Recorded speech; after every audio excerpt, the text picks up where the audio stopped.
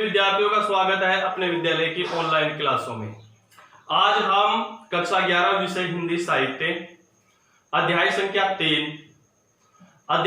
3 में पहला जो पद था कवि देव का, वह हंसी की चोट हम पढ़ चुके थे।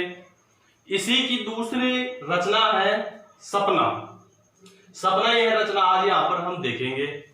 ठीक है, तो पहले इसके जो पद हैं, 8 लाइन है ये पद की, इन 8 लाइनों को हम यहाँ पर देख लेते हैं। फिर कठिन शब्दार्थ है वो देख लेते हैं।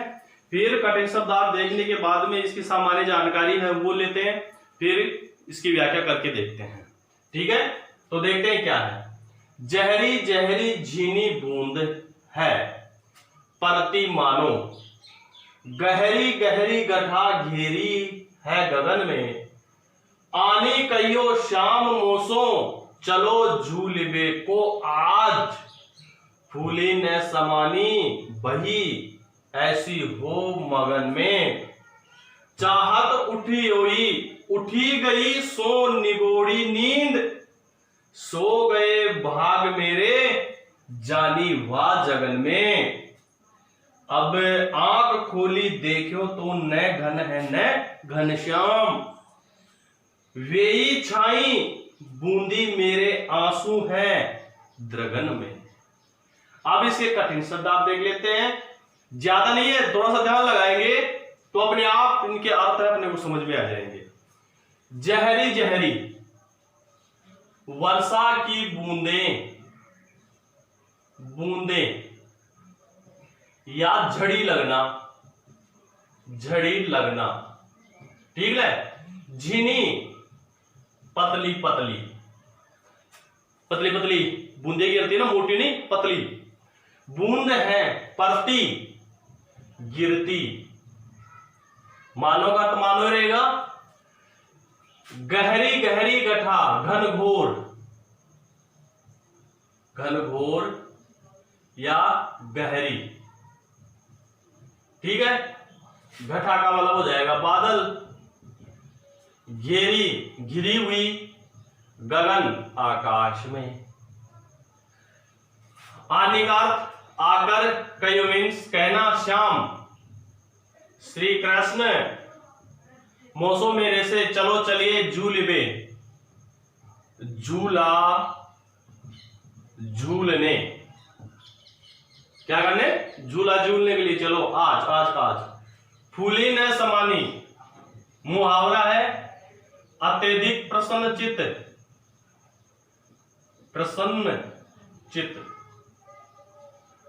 न समाती भई हो गई, ऐसी हो मगन आनंदित। ठीक है, माया प्रसन्न। चाहत उठी, उठना चाहती, उठ गई। सो वह निगोड़ी निर्दयी,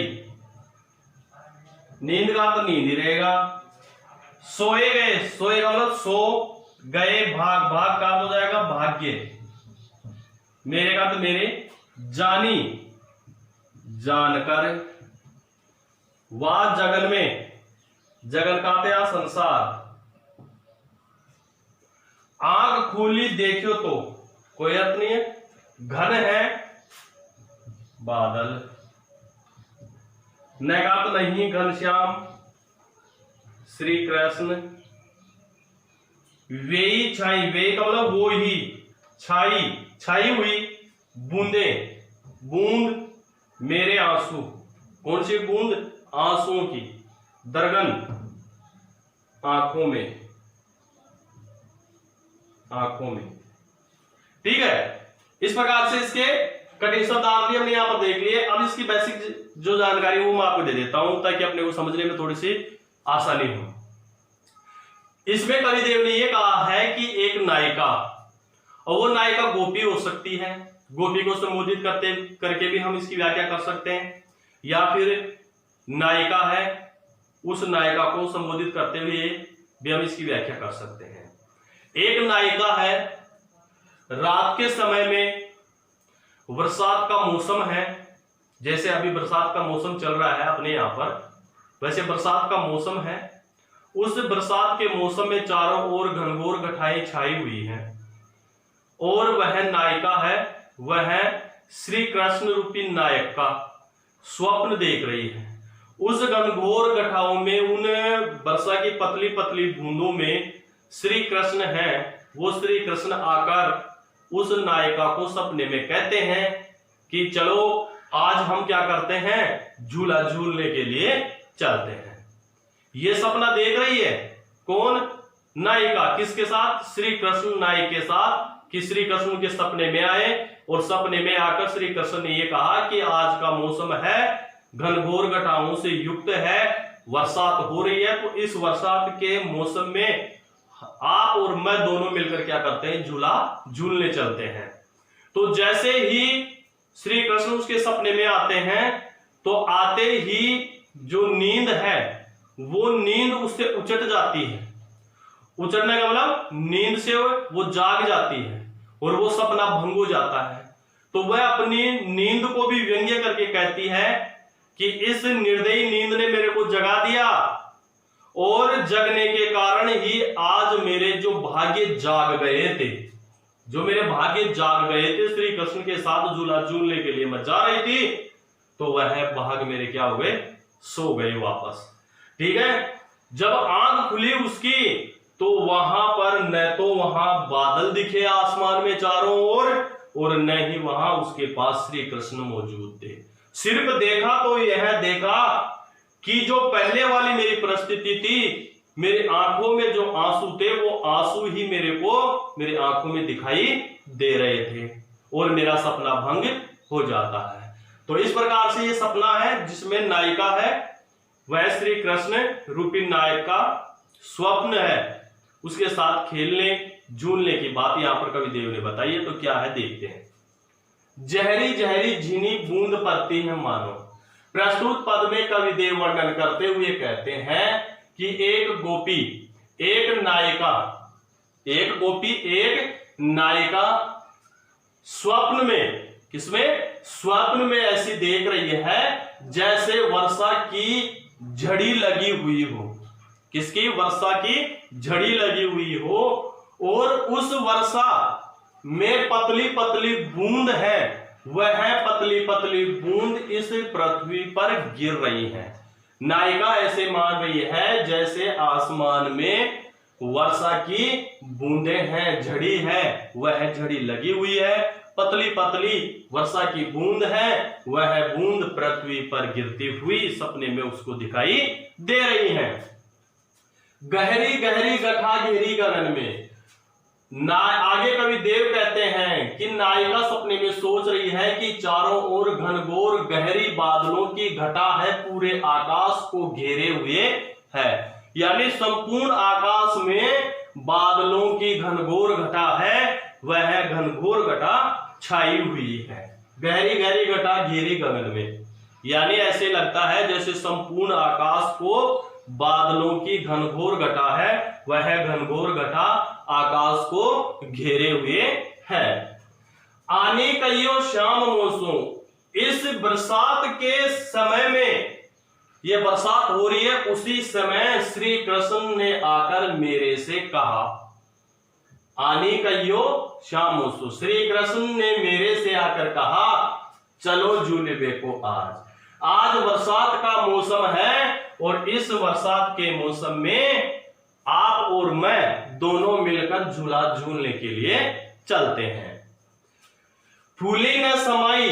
इस प्रकार से श्री कृष्ण ने आकर मेरे को ये कहा कि झूला झूलने के लिए चलते हैं, तो मैं तो क्या हो गई, अत्यधिक प्रसन्नचित हो गई, मुझे बहुत खुशी हुई, ऐसी हो मगन में। और जैसे ही श्री कृष्ण ने ऐसे कहा तो मैं मन ही मन, किसमें, मन ही मन में आनंदित हो गई, खुशियां मनाने लगी कि श्री कृष्ण आकर मेरे को स्वयं ये कह रहे हैं कि आज आप और मैं दोनों झूला झूलने के लिए चलते हैं।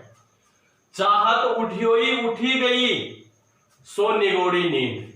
चाहत, चाहकर भी उठी हुई उठी गई, चाहकर भी मैं उठ नहीं पा रही थी, लेकिन मैं क्या हो गई, उठ गई। कैसे उठ गई? सो निगोड़ी नींद, जो मेरी नींद थी यह नींद निर्दयी नींद मेरी टूट गई, इसलिए मैं क्या हो गई, जग गई। चाहकर भी मैं उठना नहीं चाहती थी, लेकिन मैं जग गई। क्यों?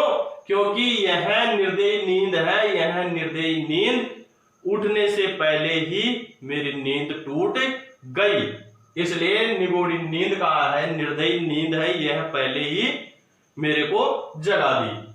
सो गए भाग्य मेरे, इस प्रकार से मेरे जो भाग्य है वह भाग्य मेरा आज क्या हो गया, वापस सो गया।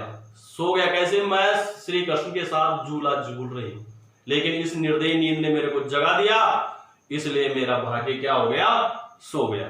जानी वह जगन में, यह जानकर वह संसार में, यानी इस संसार में यह जानकर कि मेरे श्री कृष्ण के भाग्य क्या है, अच्छे हैं कि मैं श्री कृष्ण के साथ क्या कर रही हूं, झूला झूल रही हूं, लेकिन मेरे भाग्य क्या हो गए, इस नींद के कारण इस संसार में टूट गया। आंख खोली देखे तो, जब मेरी आंख खुली तो मैंने देखा न घन है।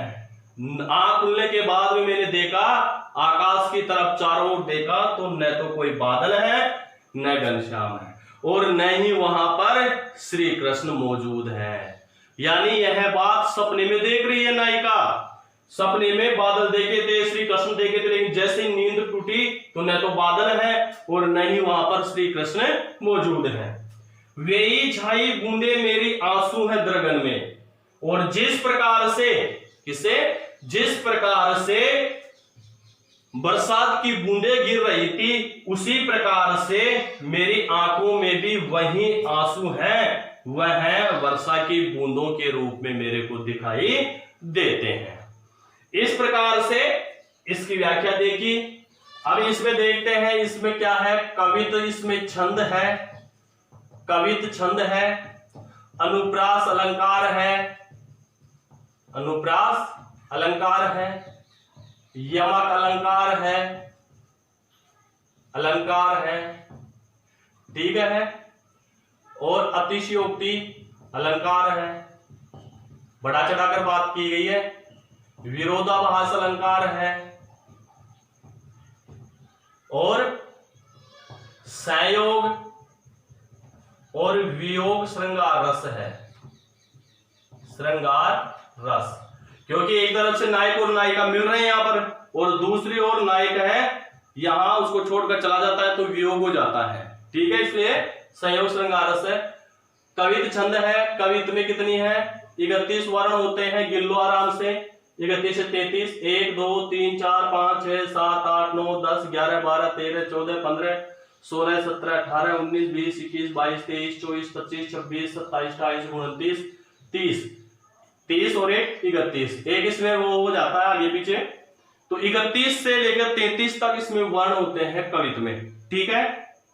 इसके बाद में अनुप्रास तो है ही, जहरी जहरी गहरी गहरी में है, यमक अलंकार है, यमक में कौन सा है, सैभंग यमक है। यहां देखिए घनश्याम, घन के टुकड़े करने पर अपने बात समझ में आता है, घन का अर्थ होता है बादल और श्याम का अर्थ श्री कृष्ण, ठीक है।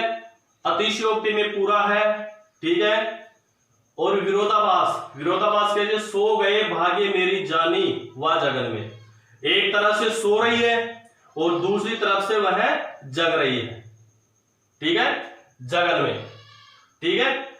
अब देखते हैं आगे कौन सा था, विरोधाभास हो गया। इस प्रकार से हमने यह पूरा पद है, यह पूरा पद यहां पर पढ़ा है, ठीक है। आगे तीसरा पद है, वो तीसरा पद लेकर मैं तुरंत ही आपके सामने मौजूद रहूंगा। तब तक के लिए धन्यवाद।